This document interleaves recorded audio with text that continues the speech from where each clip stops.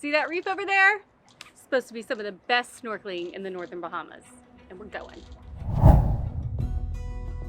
We left the familiar shores of Green Turtle and Elbow Key for a destination we've never seen before, because that's the whole idea behind this little adventure of ours. It's in our nature to linger in locations that are familiar and comfortable to us, but with a new year and opportunity come new initiatives. And with exploration on the mind and journey before destination constantly staring us in the face, we are reminded to stop and smell the coral.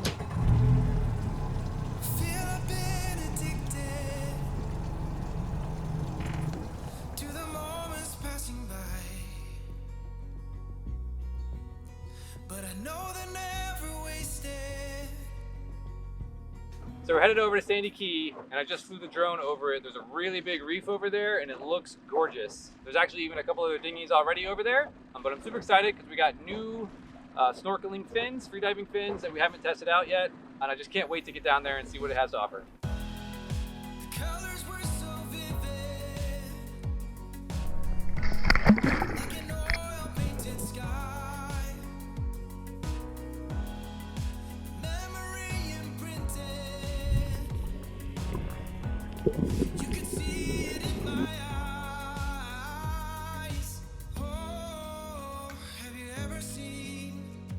The second we dove in, the very second, the first thing we saw before we were even on the reef, we ran into 2 eagle rays, and it just makes my heart so happy.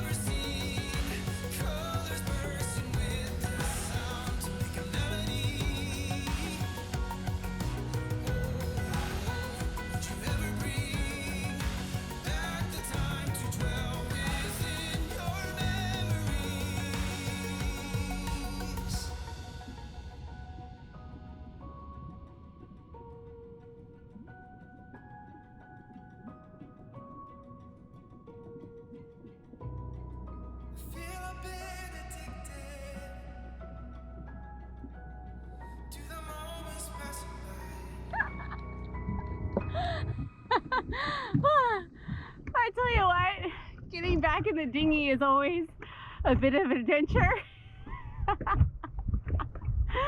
But thankfully I have these size 45 feet to help me out.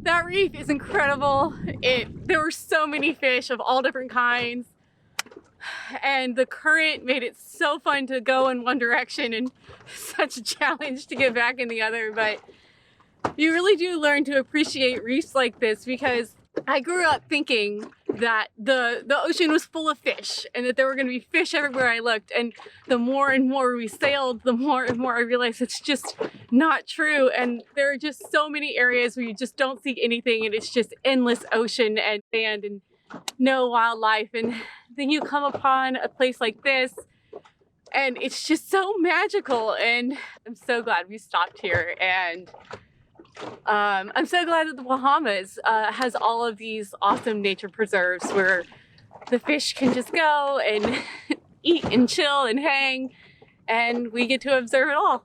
And I am gonna stop blabbering on now because Charles is shaking, and I can tell that he is very cold, and probably you can too from the camera shutter. So we're gonna go warm up and move on to the next thing.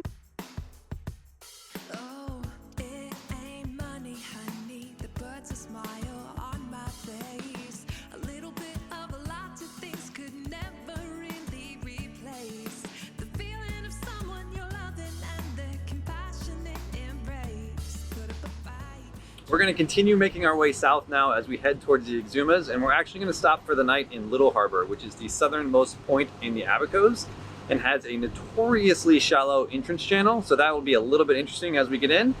But once you get in, it's incredibly protected and supposed to be incredibly beautiful. It's supposed to be the thing that you think of when you think of the Bahamas and a paradise.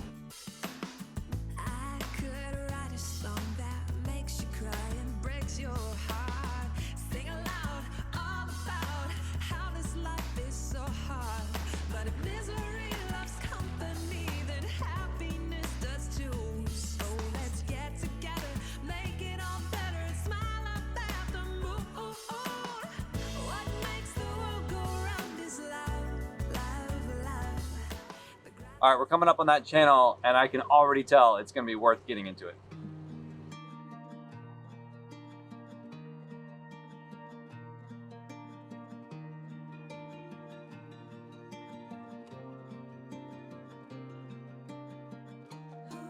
I have been told of a place that sounds like the paradise we've been looking for. Diary of Randolph Johnston, May 30th, 1952. Johnston and his family are the Canadian versions of the Swiss Family Robinson. Randolph left his Smith College art professorship and studio to escape a life trapped in the mega machine, a word he himself coined to describe a society that swallowed people up and excreted them as look-alike pellets. In May of 1952, he, his wife Margot, their daughter Marina, and their sons, Bill, Pete, and Denny, arrived in Little Harbor aboard their schooner, the Lancosta. "It is beautiful beyond description," he wrote. "In this lockdown haven, there is a perfect semicircle of white beach, gently lapped by water so clear you cannot tell where the dry sand stops and the water begins." He observed that there were sheltering cliffs to the west, pierced by caves, and beyond the dune is the blue Atlantic crashing ashore, with nothing beyond but the horizon. It wasn't until the 1990s that Cherokee Road was built, connecting Little Harbor to Abaco Highway and Marsh Harbor.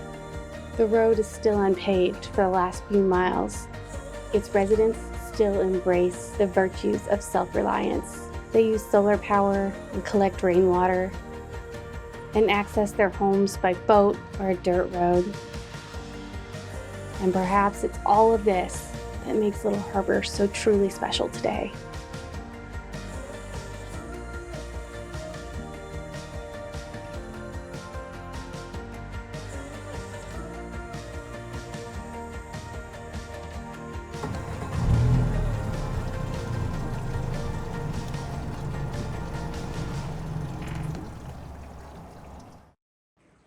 This hat keeps trying to run away from me, even though I sewed in some hair combs, so hopefully it stays on. When the Johnstons arrived here in Little Harbor, there was absolutely nothing around. The only people or sign of civilization around was the lighthouse and the lighthouse keeper. That's it. So when he and his family were looking for shelter, they decided to move in to a cave. Let's buy a little white house on that corner of nothing and nowhere. What do you think? Should we just tie on to like that tree on that rock? Ground tomatoes and drink mojitos on the front porch stairs. And you can walk around in your flip-flops while I sit and watch the passing clouds. Then we'll be off to bed and we will wait. Well, we're not going far, so hopefully it stays put. In a little white house, you could be my great big world, my great big world. I couldn't make our bed and keep you fed if we could run away. This house could be our hideaway. Where, oh, where could it be? Ooh. Okay, babe. I will live off grid with you But if you told me that I had to move into this cave, I would be really upset.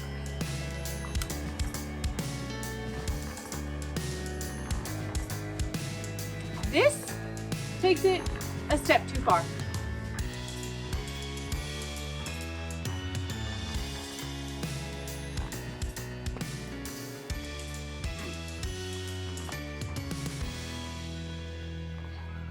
So if you're gonna come live in a cave in the middle of nowhere and bring your whole family, this is actually a pretty good one to do. The opening of the cave faces east with the prevailing winds, and the inside of the cave wall, faces west, which is where you're gonna get the worst winds if a front comes through. So as far as like protection and shelter goes, this is actually perfectly situated to spend some time here.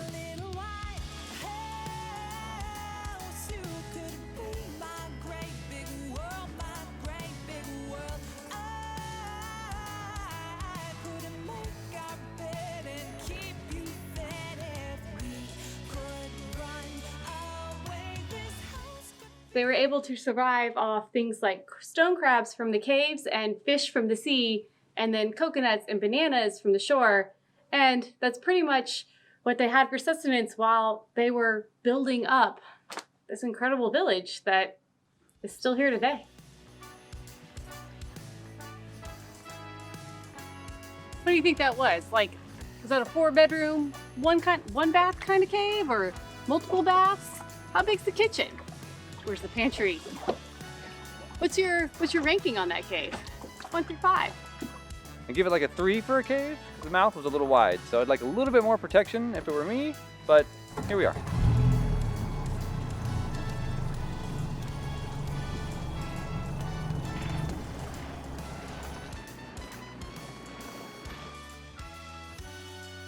Talk about beachfront property.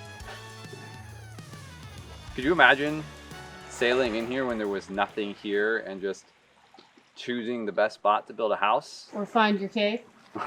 Or find your cave. Let's see what this house has to offer. And let's leave our little brick house on the corner of busy and restless. We'll move away from the city into each other. That is where we belong. Is that real? Is that a cave? Yeah. All right. Well, this is gonna be tight squeeze.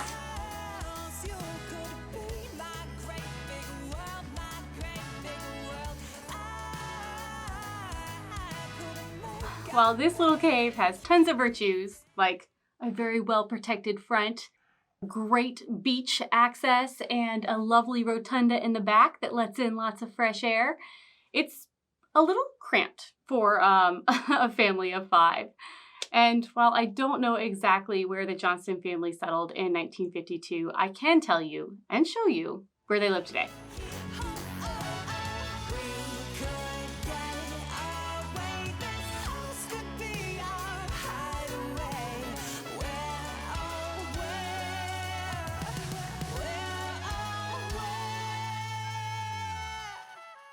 Let's buy a little white house on the corner of nothing and nowhere.